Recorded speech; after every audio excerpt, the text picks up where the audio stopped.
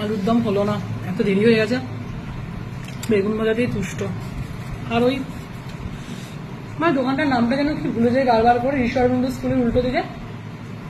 আরে চারটে যেখান থেকে এই মিষ্টিটা নিলাম, কল্পতরু। কল্পতরু মিষ্টি ভালো, আমাদের সামনে করে কল্যাণী হাইওয়ের ওদিকে, ওখান থেকে রসগোল্লা নিয়ে এসছি। লুচি রসগোল্লা দিয়ে অর্ধেক উঠে যাবে।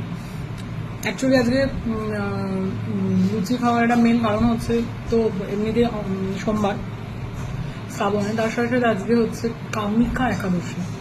তো দুটো মিলিয়ে আজকে চাল খাওয়া যাবে না, মানে যারা এইগুলো করছি আমরা, যারা শ্রাবণের সোমবারের ব্রতগুলো বা এমনিতে যারা একাদশী পালন করে, যারা কৃষ্ণ ভক্ত তারাও করে, তো সুতরাং দুটো যোগ পড়েছে বলে আজকে কোনো মতে চাল খাওয়া যাবে না।